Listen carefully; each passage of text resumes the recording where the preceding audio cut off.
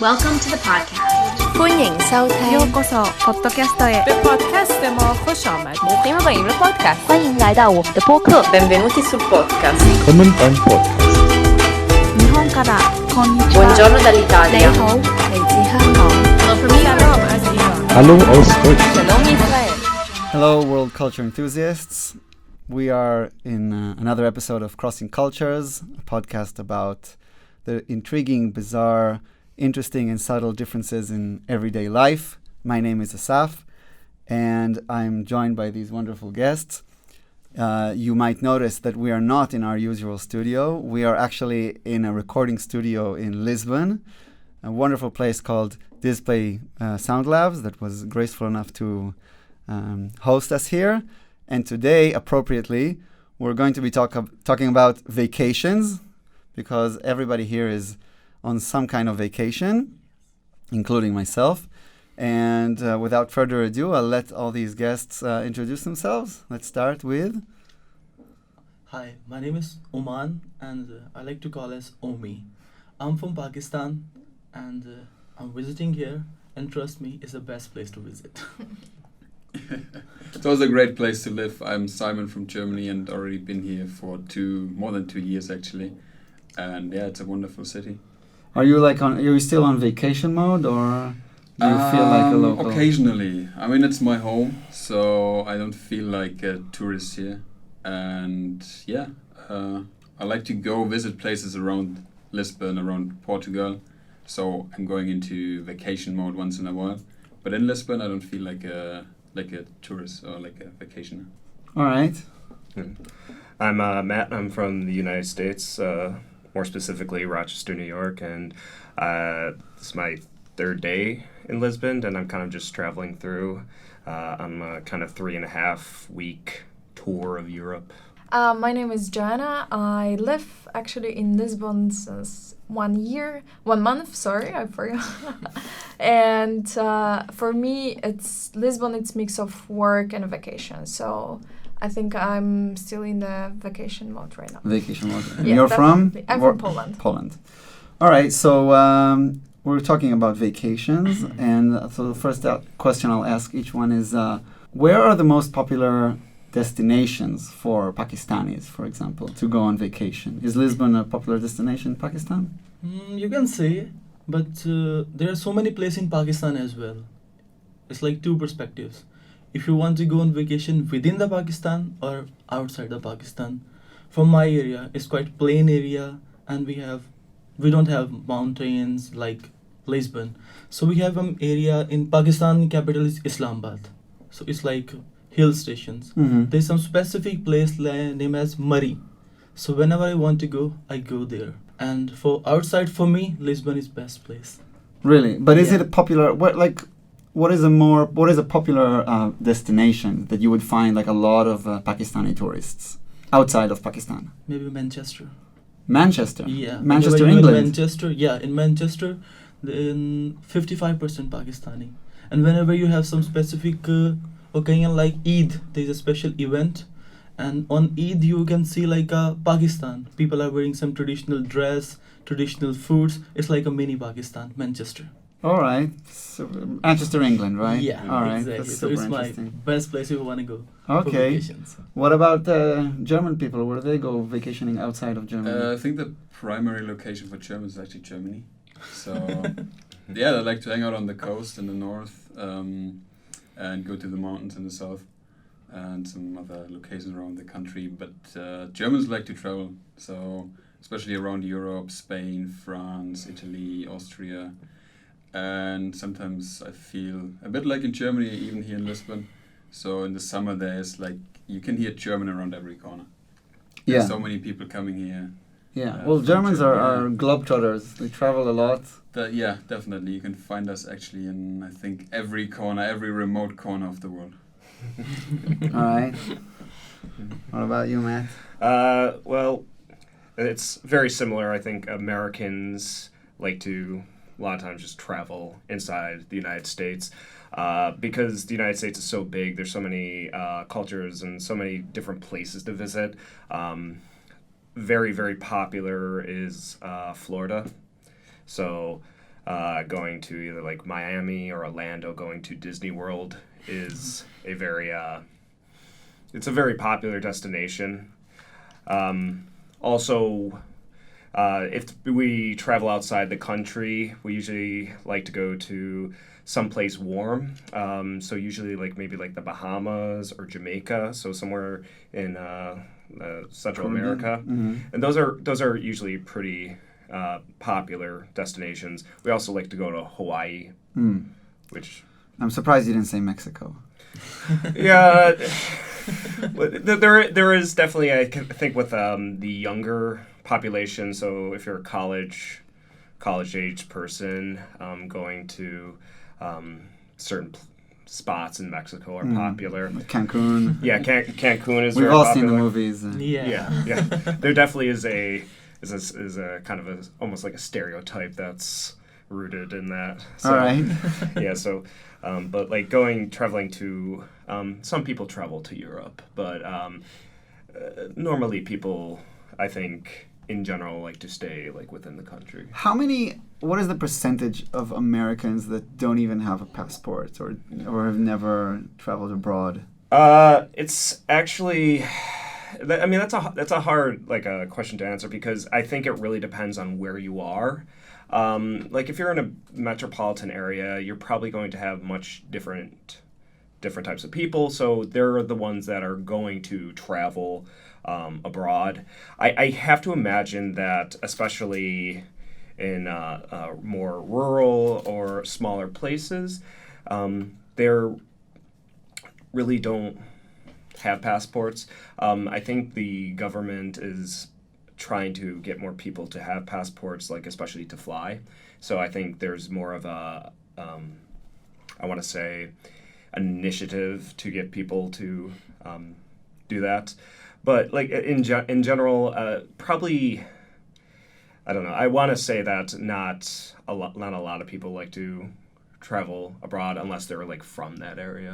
Because I think in Germany, there are hardly any Germans who haven't traveled abroad or that don't hold a passport. That would be my guess. That's true. Yeah, I mean, you don't even need a passport to travel in Europe. Yeah. With your national ID, you can cross the borders. Yeah. And you can go to any place around Europe. So I got my own passport just when I went to Asia. That was when, I think, with more than 20 years, 21 or so. That's when I applied for a passport because I needed one. I see. But around Europe, I've seen many places around Europe before that, and I could all do that with my ID. And what about Joanna in Poland? Where do the Poles go when they want to clear their minds? Well, okay. For us, it depends definitely on generation. So we have a lot of young people, students who are doing the program Work and Travel in USA. So they work around 5 weeks and then they travel another 5 weeks around USA. So that's the youngest generation. Then young professionals, I would say, normally we would go to Spain, Portugal, any warm countries within Europe, if we are talking about our summer holidays. And then we have population of 35 plus with kids. So those people normally, as far as I'm aware, they like to go to Croatia. That's surprising. Why Croatia? I think it's not. There's no border between Poland and Croatia, right? No, we're not neighbors. But specifically, Poles single out Croatia as a tourism destination. Yes. So why is that? Well, I think first of all, safety situation. So no previous attacks. I think that's very important for Polish people. We are very protected. We try to protect ourselves in that case. It's achievable, like the distance by car, because people travel with their families by cars. Mostly there. People take a car. Yes. From Poland to Croatia. Yes. Which is how many hours drive? Well, I checked today and it's like 14 hours. Oh, okay. Okay. So you have to stop somewhere along the way. They stop like near Vienna, for example, somewhere on the way, on the motorway, or there are two drivers. So mother and father, they're drivers, so each can do like maybe 8 hours, 7, 8 hours, and they're there. Germans do the same actually. Really? Yeah, I was on a family holiday some couple of years ago when I was a teenager, and we drove to Croatia, and it took like 20 hours or so. But my parents switched, and it's a very popular mode of traveling in Germany. The furthest away you can drive in Israel is probably from the north to Eilat, which is the south, and it would take you, let's say, 7 hours. That would be the maximum, and I don't think you do it like once or twice in your life, and then you don't do it again. It's too much driving for us. No, I think driving is the most common way in Pakistan as well. The place I mentioned, Murray, I go by car. It's like 8 to 9 hour drive. We drive in the night, and in the morning we go there. So driving is the best way to go everywhere. My brother actually has done this before, going from the east coast or going from the west coast of the United States, from California all the way back up to New York. And there are people that will take a bus and do that, and that takes, I think, like two days. Or if you're taking a bus, it might even take longer than that because you're stopping everywhere. But I think from going from the west coast to the east coast is something like 20. If you're going straight, it's like 28, 30 hours. But I think in that case, like, the road is the destination. And not, I mean, if you're in Warsaw and you want to reach Croatia, then you want to spend how long in Croatia usually do people go? Maybe 10, 14 days. Yeah, so that's like a proper vacation, and then the drive is just the means to get there, and then... And there are actually, they call Route 66. I just took a picture. But there's a famous road, Route 66, which a lot of people will just make that their entire vacation, because the United States has so many different places that you can go to. All right. I'll just we're moving on to the next mini subject. We'll talk about how vacations change over time, with your status. In Israel, for those of you who don't know, when people are 21, 22, when they finish military service, everybody, and I mean 90% of the people, they go abroad for anywhere between 3 months and a year, and around 50% go to Central and South America, to specific destinations in Central and South America that you can find, everybody there is Israeli to the point that the locals speak Hebrew. And those who don't go to South America, they either go to India. Really? Yeah, India is a very, very popular destination, or to the east of Asia, Laos, Cambodia, Vietnam, those places. Sometimes a few people maybe go to Australia, and then a few go to Europe or Africa, but the majority of people go to Central America. And there are spots along the way. If you go to Central America, in every Central and South American country, there are Israeli hubs that serve Israeli food. Everybody speaks Hebrew. The signs are in Hebrew, and there's if you're an Israeli tourist, then everything is word of mouth. There's a continuous turnover between there's always a population of Israelis in a certain place, and they all tell you where the next place is. When I traveled through South America, I went out of my way to try and avoid where all Israelis go. And I actually found a few places that were kind of German hubs, and Swiss hubs, and maybe Belgian hubs or Dutch hubs, where I have this theory that every country in the world has these very, very particular routes and destinations where if you follow a certain path in Argentina, you would find way overrepresentation of Germans or Polish people, or in some other country, you would say, okay, like you said, Manchester, which I never would assume. So do you know of anything like that, where a specific place that you would go and everybody speaks Polish, or everybody knows that I would say maybe in Cancun, they accept dollars and they speak English, and it's an annex of the U.S. inside Mexico.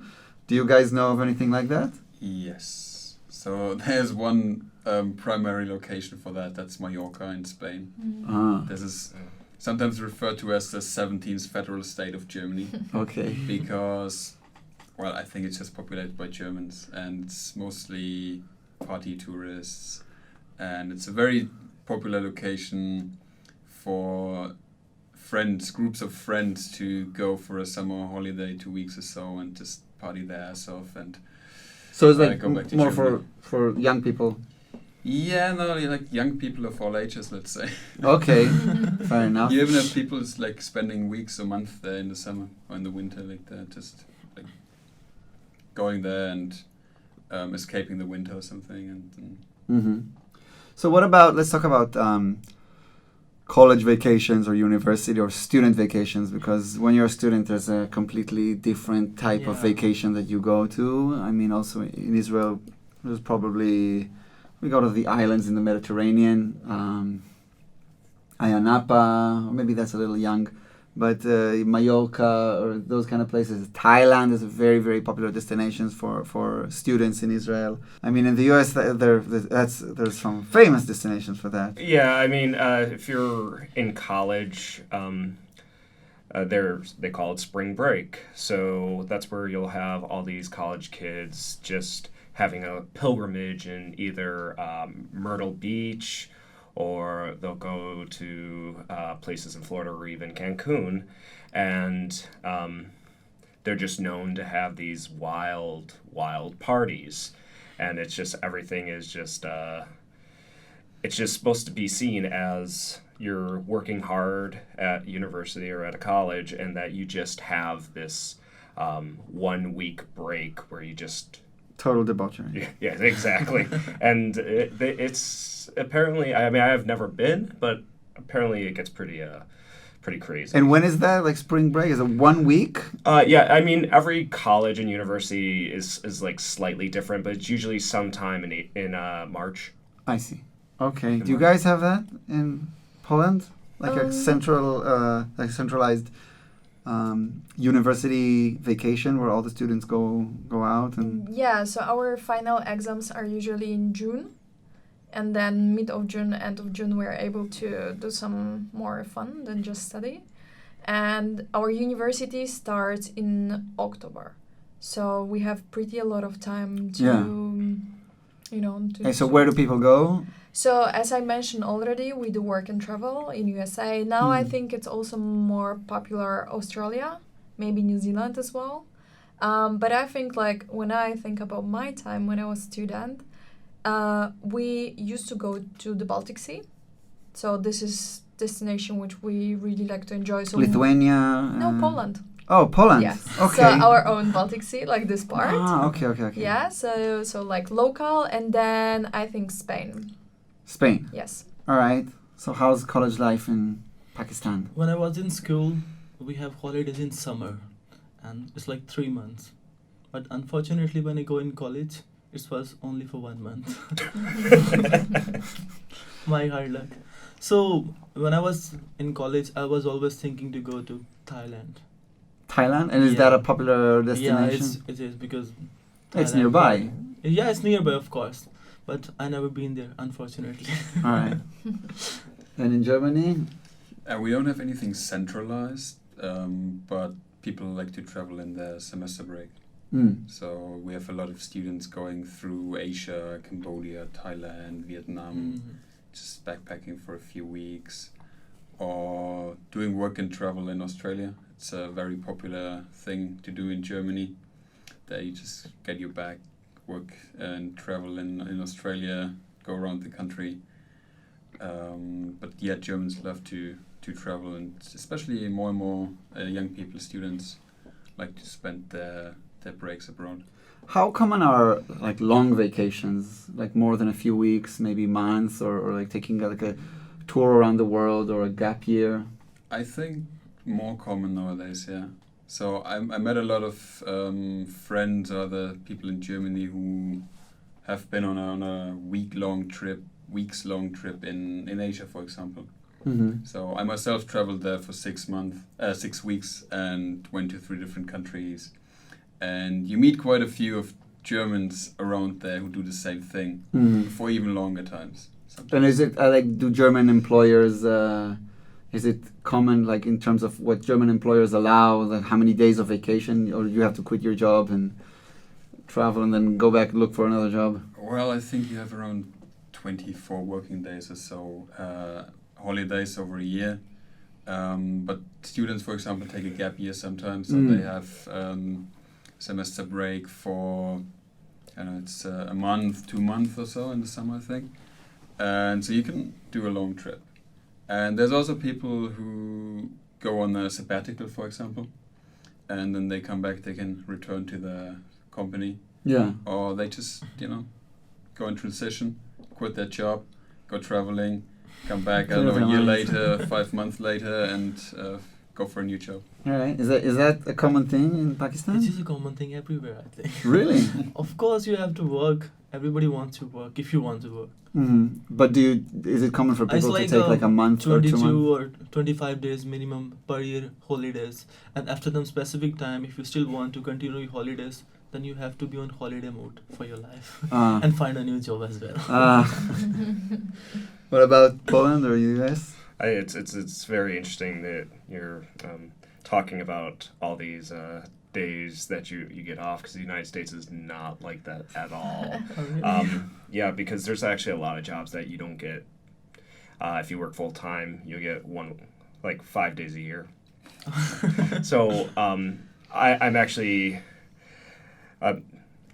because I'm a teacher, I get a month and a half to 2 months off, and so that's the only way that I am able to do this. But you have to either quit your job or somehow have a sabbatical or be just coming out of school to be able to take a very long travel break. And especially Americans that I've met are in a transition. They've just quit their job and they're going to travel for a month before they have to go back to reality in the States. How many, now everybody's looking at you, how many vacation days you get in Poland? So it's different for young professionals and for people who work, I think, more than 3 years. So first you get 21 days, and then after 3 years you get 26. So meaning you basically could do 3 full weeks of traveling. And I think we have a lot of investing corporates from abroad. So also culture and mindset, it's very international. Therefore, I think as employees, people can feel that they have this flexibility to travel much longer than just 1 week or 2 weeks. They are already request for sure for 3 weeks. And I think, also with home office, which is super popular right now in shared services companies, people can also already move to their vacation place, finish their work, working work from remotely. there, work remotely, but also still just finish some things if they didn't manage to finish it before they left, and they just enjoy. And then working remotely, it's totally different topic, which is also amazing. Yeah. When you travel, do you look for other Polish people, or do you try to avoid them? Because there's like a joke in Israel that Israelis do 2 things when they're abroad. They look for other Israelis, and then they try to avoid them when they find them. So do you... look for the person and then avoid that person. Excuse me? Look for the person and then avoid that person. The same thing in Why Pakistan? are you looking for the person? Well, it's a joke, of course. Yeah, But of course. Do you like spending time abroad with when you... Are you looking for other Pakistanis to have shared experience, or? It's always good when you find a person from your area, because you can speak the common language as well. And it's always been more fun when you are speaking in your language. So it's good, but sometimes it's not good as well. So I do find some time, and when I'm in bar and some place like this, I like to avoid my people's country. I see. People of my country, sorry. Okay. Americans, they always say that Americans gravitate to other Americans, but I don't know to what extent that's true. And that's kind of interesting, because actually when I've traveled, the first people I try to find are Germans. Because they're... Congratulations, you find one. I found Germans. Because they're usually the they're usually the friendliest people that I've met, and they're usually the ones that, well, yeah, I know you're, you're looking at That's like, a big day for Germans. Exactly. But other people, like Australians, they're usually pretty fun. But generally, sometimes you meet Americans, but they're not. I'm from the United States. I'm always around Americans. Yeah. And part of the idea of travel is meeting different people. You know, like just being part of this podcast, listening and talking about our different cultures it's what I'm looking for when I travel. I mean, I noticed that a lot of Israelis, when they travel, they specifically target places to meet other Israelis.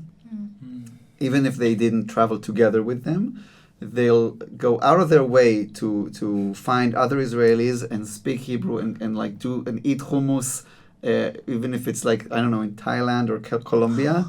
And so while traveling, I met some of these people, and I didn't ask, I wasn't so blunt, but I wanted to say, like, why did you spend all this money traveling halfway across the world to do something you could do like every day in your country? but I'm thinking, it's more because of the vacation mindset, So you get like, for some people, you get all the benefits of familiarity, to be, like you said, speaking your language. You don't have to think and translate and things like that. But you're in a different location. You don't have a boss. You're not thinking about your kids. You're not thinking about this and that. So it's more of like maybe a mindset thing. I don't know. Could it be a safety issue, like that Israelis feel safe with their own kind? Because I mean, you have. I think internal safety maybe. More like sort internal of. safety than like external safety, because maybe you don't want to be. There's also the thing of the strength in numbers. When you walk around, you're like 5 people walking around in a group, you feel much more secure. You're not going to be robbed. You're not going to be attacked.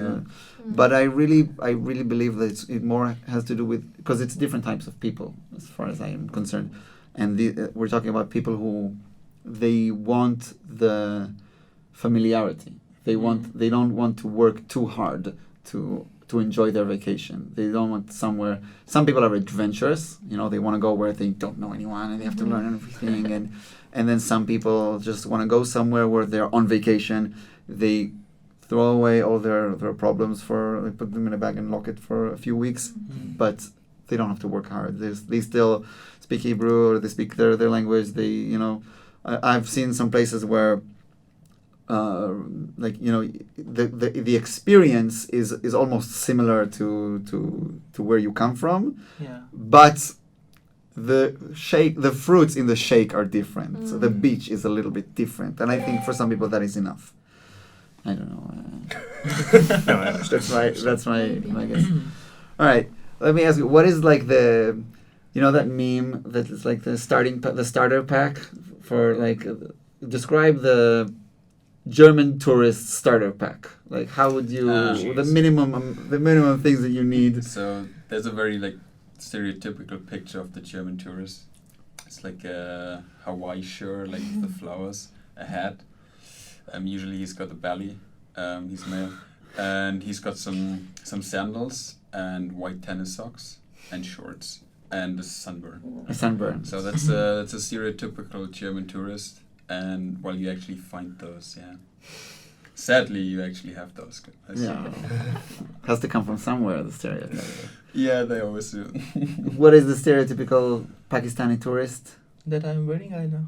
I like to bring this with the shorts and t-shirts with some sneakers and hat if it's okay, and good goggles from Ray-Ban. Ray-Ban. Yeah. All right. Joanna, how would you recognize a Polish tourist when you see them? I think I usually recognize them just because I know how Polish people look like, but more facial things than rather items they have. Probably those families who travel far away, since they have a car, once they open their trunk, they have literally everything they could have with them. Because they have 2 kids also, so they're taking like this remote fridge to take it later to the beach. So, for example, when they're going to the beach, like in Poland, when they are at the Baltic Sea, they have full stuff in their hands. I don't really know even what they have there, but you can recognize them by lots of items they're bringing with them to the beach. Like there is no tomorrow. You don't travel light. No, like hand luggage. This forget about that. All right. I think I have same like in Pakistan. When Pakistani people are going on holidays, they like to keep everything. Everything. They don't need to buy like towels, shoes, brush, toothpaste. Even somebody wants to carry food as well. Oh yeah.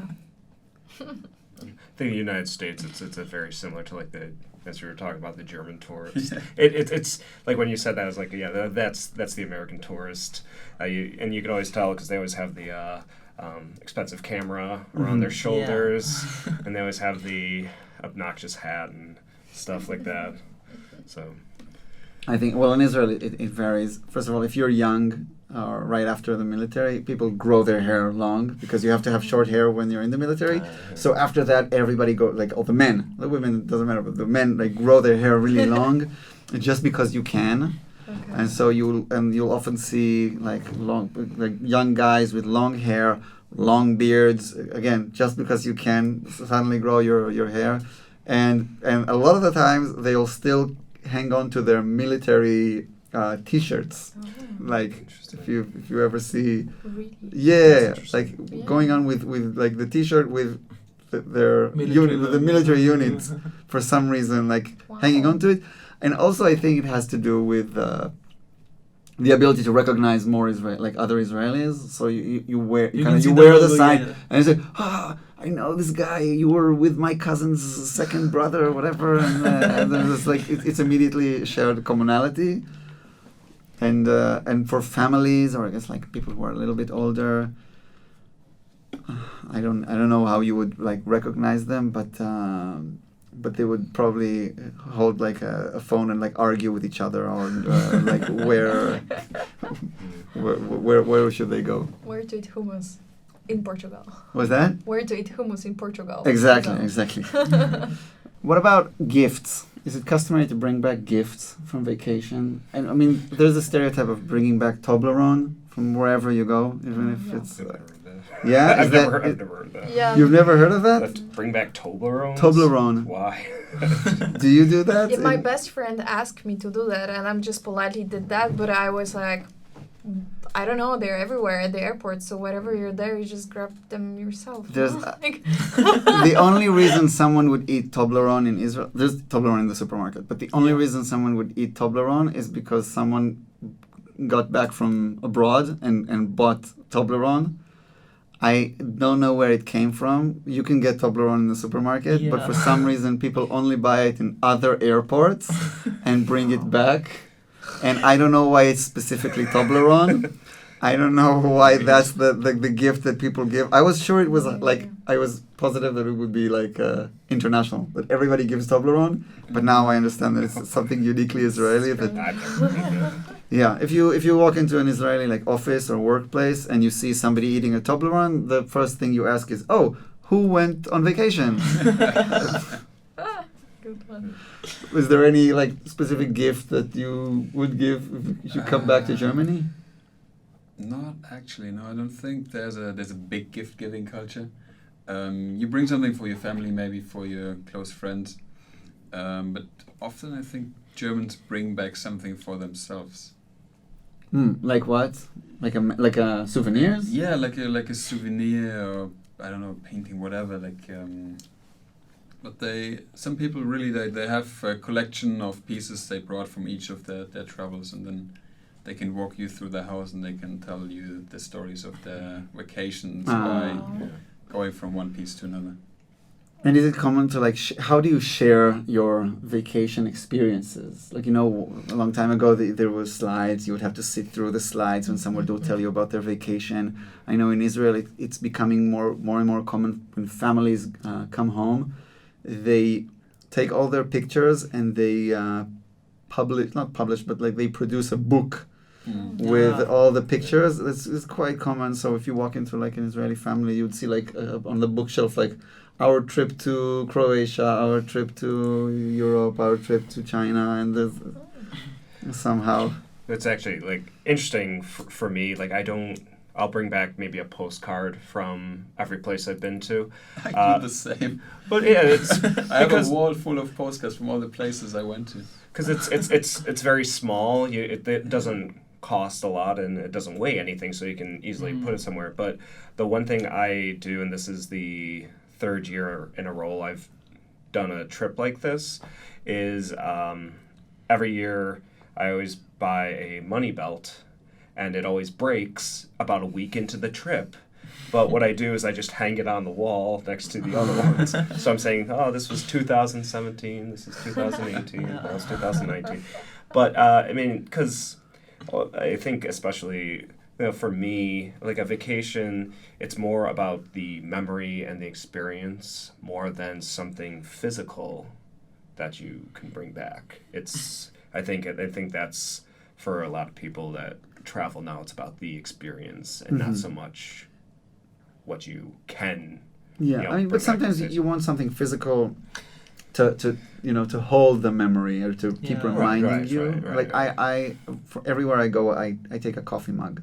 Yeah. So that in the morning when I drink my coffee, I look at all the mugs and I say, today I'll drink from the Berlin mug. Today I'll drink from the Madrid mug, from the Chicago mug. Like every time I have this like slight reminiscence of any kind of destination. There's all the Starbucks cups. What's that? Is it the Starbucks cup? Each and every one of them. No, I'm just kidding. There's people who do that. Yeah, no, I mean, I try. Every place they go to, they bring back the Starbucks cup or the Hard Rock Cafe. Yeah. Well, anything. It's like it's a vehicle for a memory. Yeah. You only need one cup in your life, but it's a vehicle for remembering a certain place and something like that. So how do you like share your or cherish or share it with your family, your vacation experiences? My vacation experience, first of all, I like to tell about gifts. Mm-hmm. We have a very good environment. We have to gift each other. And if you are in abroad or going somewhere and if you forget to bring a gift for someone, he will get offended from you. It happened with me. Really? One of my friends, he told me to bring something. I can't take the name.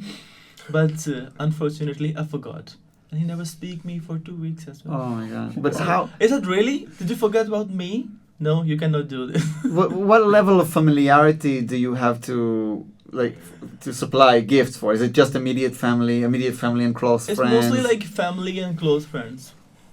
I would say in Israel, you bring something for your family, your close family, maybe like one or two close friends and your co-workers. If you work in an office, they would bring something like communal, like Toblerone for the office.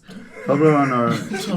You would always bring, even if you bring something else, you would always bring Toblerone on top of that. It would be like I just can't get over the Toblerone. That just blows my mind. I'll tell you what, I was convinced that you would all say, yes, of course, Toblerone. We all gift Toblerone. I was sure that would be the response. I will have to say, I think that the first Toblerone I had was just outside of the studio that they had in the candy dish. So I would ask somebody in the studio just got back from vacation. All right, we'll move on to our rapid fire questions. Okay. I'm going to ask all of you the same question. I want you to give the first answer that comes to mind. Try not thinking about it too much. All right. Okay.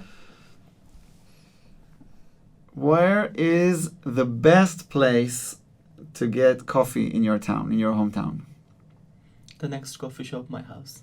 What's the name? Do you know? I don't remember the name. And is anything special about that coffee? I never read the name. All right. It's a coffee shop next to me. I want to ask you where you live, but Simon? Same question. Same question. I wouldn't know. I started drinking coffee in Portugal. I didn't do it in Germany. All right. Yeah. Joanna? My hometown? Where is your hometown? Far away. Far away? No, in Poland. Okay, so there's one coffee shop which calls Rainbow. It is next to our super old cinema, which also named it's Rainbow.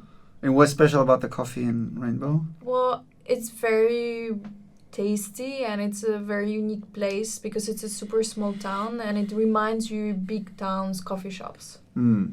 Hipster ones. Hipster ones. Yeah, all that's right. what I mean. All right. This I know this sounds just really bad, but I prefer McDonald's coffee. That is the most American thing you could I have know. said. If there was one thing, it's just it must be like as we were talking about like a familiarity thing. But there's just I don't know. It's not difficult to please me with coffee, and it's just I don't know. McDonald's has always been just oh yeah, this isn't bad. It's just. Well, it's consistent. So Yes, exactly. You know exactly what you get. Like, and when you're coming over here, if I don't want to try to find some place, fancy to eat, there's always McDonald's right there. All right. Does the coffee then taste differently around the world?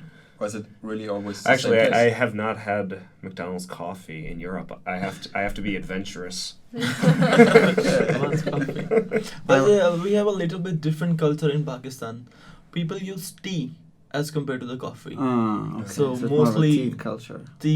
as compared to the coffee. And would you say it's the same coffee shop to get the best tea? I get the tea and coffee, and I prefer coffee. I don't know, it's nice. like anti-Pakistani, but I'm sorry. Oh. Well, I'll just say that if you're ever in Tel Aviv, probably the best coffee shop is called Cafelix. Cafelix, and it's a really small place, and if you get there after like 10 a.m. it's already crowded. Yeah. So and they hang the mugs of the regular clients that come there often. You get your own mug That's with really your good. name. So that's it. I go there a I lot, but want I'm to go still there. I not. want to write my name. I'm still not a regular. All right, favorite local music artist. Atif Aslam. Atif Aslam? Yeah. What's the genre of music?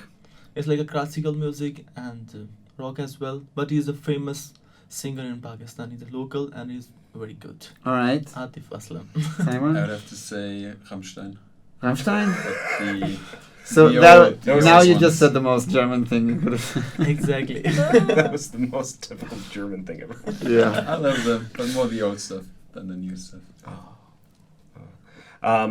It's difficult because I know that my city has a local music scene, and it's a pretty good local music scene, but I don't usually follow a lot of it, so I can't even give like a really good answer because my interest in the local music scene ended like 20 years ago. So it's like because I used to be very much into punk music, and we just don't have that type of scene anymore. So give us a good punk band or artist that you used to like. I still listen to like things like Bad Religion, Pennywise, Rancid, Operation Ivy, and those were always bands like especially when I was younger that became really popular. I was able to see in my city or see in a city very close to me, so they have a very close connection to my youth and me growing up. Joanna? In Poland, I would name Fisz and Emade. Emade? Emade. Yeah. All right. Well, I'll have you write that down for me later so I can put it in the description. I don't really follow Israeli music, but if there's one band that I would have to name, it's a band called Yetziat Hirum, which means like emergency exit. They haven't been active like for 20 years, and I totally missed the time when they were popular.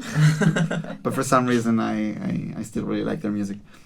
All right, so with that, I'll conclude this wonderful episode. I want to thank all of you. You were wonderful, and I want to hope that you have a wonderful vacation now and in the future. Also, I want to thank Dizplay Soundlabs. It was really difficult to find a recording studio in Lisbon. I was looking for a good studio for days. And Dizplay was super nice, and this is a super professional place. So if you're ever in Lisbon and you want to record a podcast, this is definitely the place. So thank you, everyone, and make sure you like and subscribe. And we want to hear from you, so write down in the comment section where you're from, and let us know how people from your part of the world go on vacations. See you on the next episode.